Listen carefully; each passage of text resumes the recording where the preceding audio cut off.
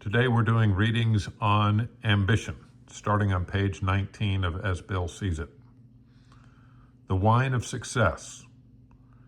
Disagreeable or unexpected problems are not the only ones that call for self-control. We must be quite as careful when we begin to achieve some measure of importance and material success. For no people have ever loved personal triumphs more than we have loved them. We drank of success as of a wine which could never fail to make us feel elated.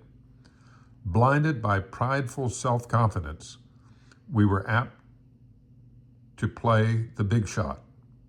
Now that we're in our AA and sober, winning back the esteem of our friends and business associates, we find that we still need to exercise special vigilance as an insurance against the dangers of big shotism.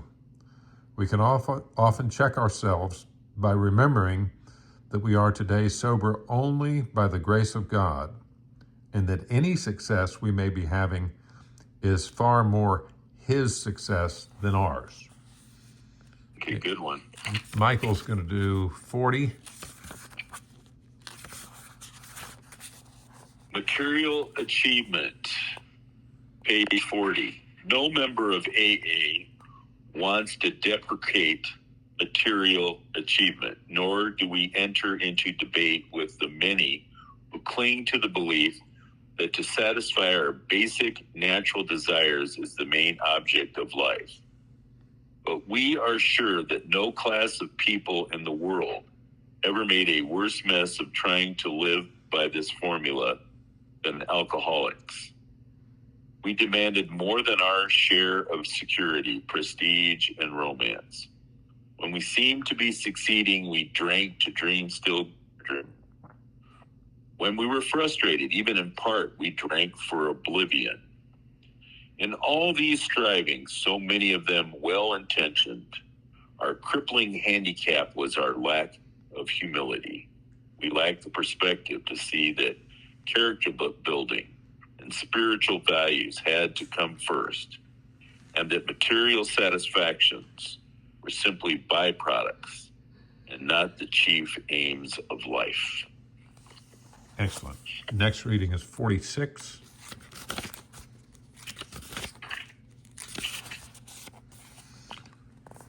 True ambition and faults. We had a much keener look at ourselves and those about us.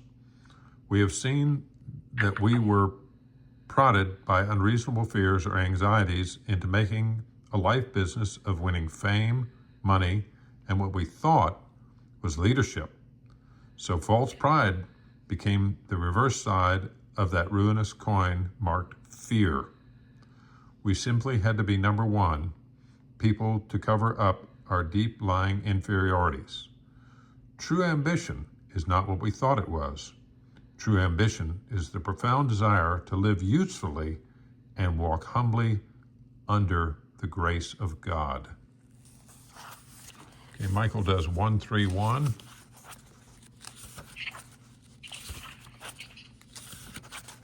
Okay, all right.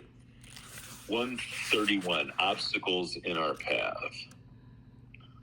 We live in a world riddled with envy. To a greater or lesser degree, everybody is infected with it. From this defect, we must surely get a warped yet definite satisfaction. Else, why would we consume so much time wishing for what we have not rather than working for it, or angrily looking for attributes we shall never have, instead of adjusting to the fact and accepting it? Each of us would like to live at peace with himself and with his fellows. We would like to be assured that the grace of God can do for us what we cannot do for ourselves. We have seen that character defects based upon short-sighted or unworthy desires are the obstacles that block our path toward these objectives. We now clearly see that we have been making unreasonable demands upon ourselves, upon others, and upon God. 135.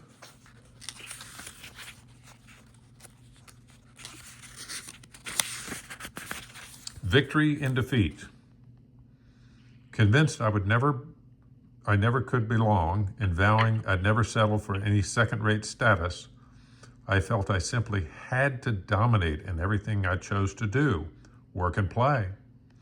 As this attractive formula for the good life began to succeed, according to my then specifications of success, I became deliriously happy.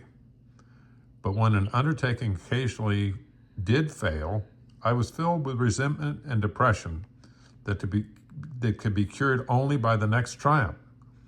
Very early, therefore, I came to value everything in terms of victory or defeat, all or nothing. The only satisfaction I knew was to win. Only through utter defeat are we able to take our first steps towards liberation and strength.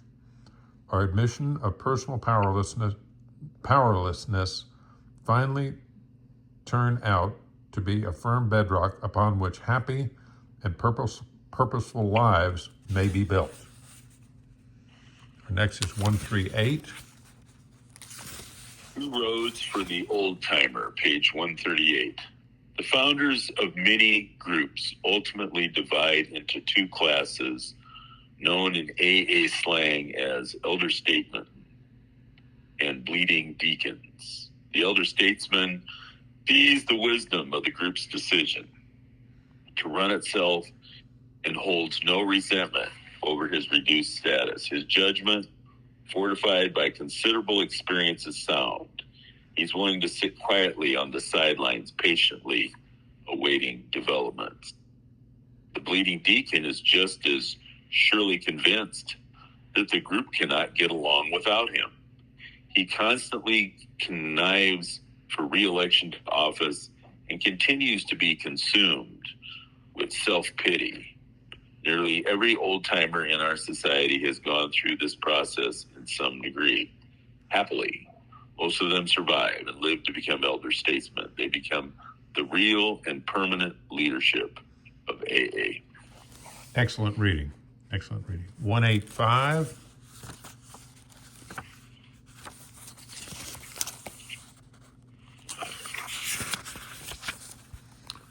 Boomerang. When I was 10. You sure we didn't skip one? No, we did 135 and now. No, we did 138. 138. Oh, 160. 160. Ah, you passed the test. Yeah, okay.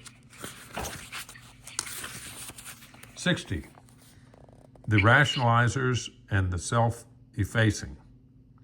We alcoholics are the biggest rationalizers in the world. Fortified with the excuse that we are doing greater things for AA, we can, through broken anonymity, resume our old and disastrous pursuit of personal power, prestige, public honors, and money, the same implacable urges that, when frustrated, once caused us to drink.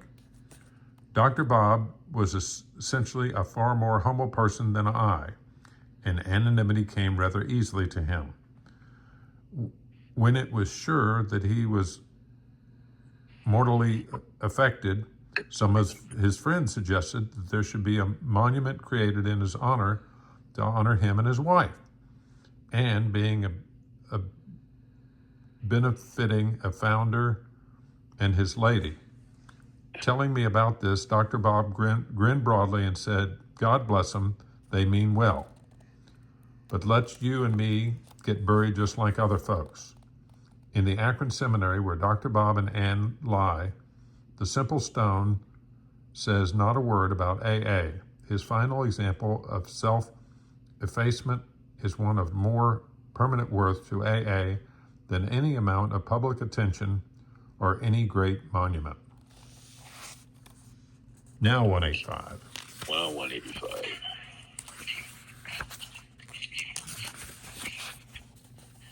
Boomerang, page 185. When I was 10, I was tall and gawky, and smaller kids could push me around in quarrels. I remember being very depressed for a year or more, and when I began to develop a fierce resolve to win, one day my grandfather came along with a book about Australia and told me, this book says that nobody but an Australian bushman knows how to make and throw the boomerang. Here's my chance, I thought. I will be the first man in America to make and throw a boomerang. Well, any kid could have had a notion like that. It might have lasted 2 days or 2 weeks, but mine was a power drive that kept on for 6 months till I made a boomerang that swung around the churchyard in front of the house and almost hit my grandfather in the head when it came back. Emotionally, I had begun the fashioning of another sort of boomerang, one that almost killed me later on. All righty. 193.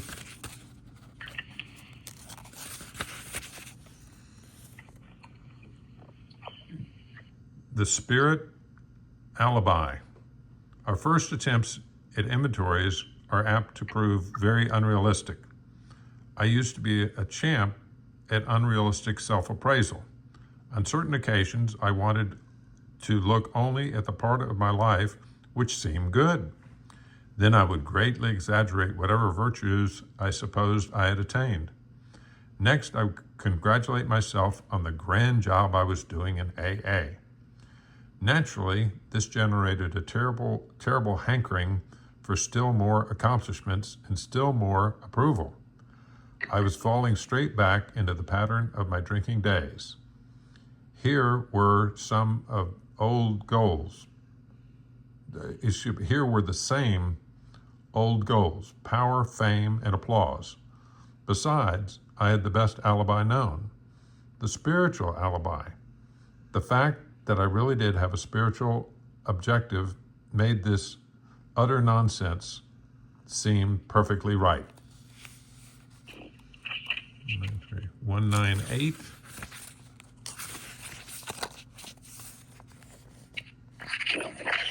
I can't seem to get to that page. Okay, 198. Tell the public, page 198. AAs of worldly prominence sometimes say, if I tell the public that I am an Alcoholics Anonymous, then that will bring in many others. Thus, they express the belief that our anonymity tradition is wrong, at least for them. They forget that during their drinking days, prestige and the achievement of worldly ambition were their principal aims. They do not realize that by breaking anonymity, they are unconsciously pursuing those old and perilous illusions once more. They forget that the keeping of one's anonymity often means a sacrifice of one's desire for power, prestige, and money.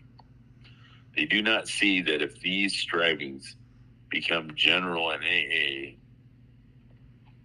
the course of our whole history would be changed, that we would be sowing the seeds of our own destruction as a society. Yet, I can happily report that while many of us are tempted, and I have been one, few of us in America actually break our anonymity at the public media level. Excellent. 214.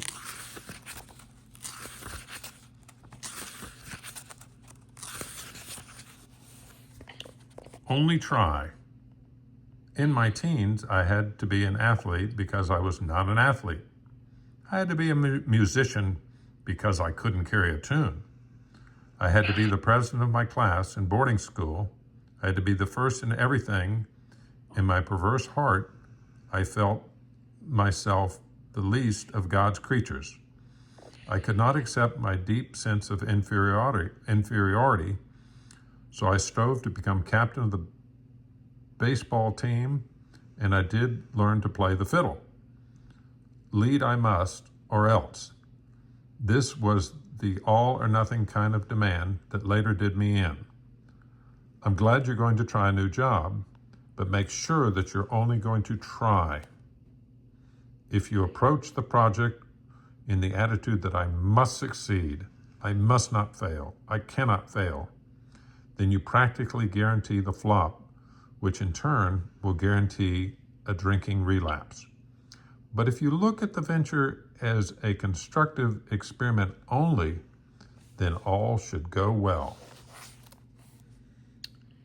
214, 235. 235.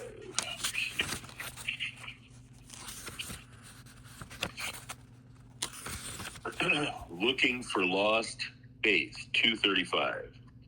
Any number of AAs can say we were diverted from our childhood faith. As material success began to come, we felt we were winning at the game of life. This was exhilarating, and it made us happy. Why should we be bothered with theological abstractions and religious duties, or with the state of our souls here or hereafter? The will to win should carry us through. But then alcohol began to have its way with us. Finally, when all our scorecards read 0, and we saw that one more strike would put us out of the game forever, we had to look for our lost faith. It was in AA that we rediscovered it. All right. And then our last reading is 282.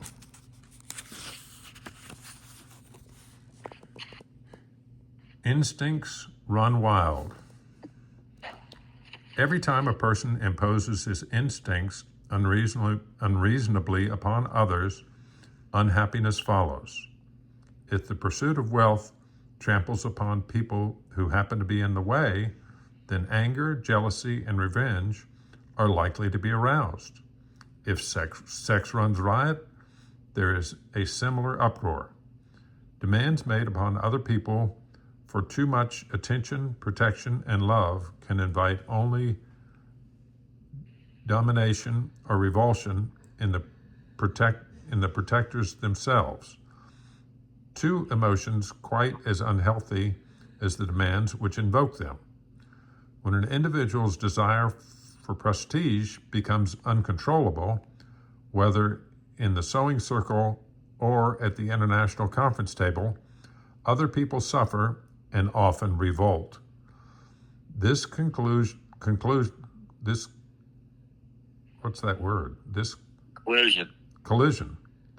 of instincts can produce anything from a cold snub to a blazing revolution.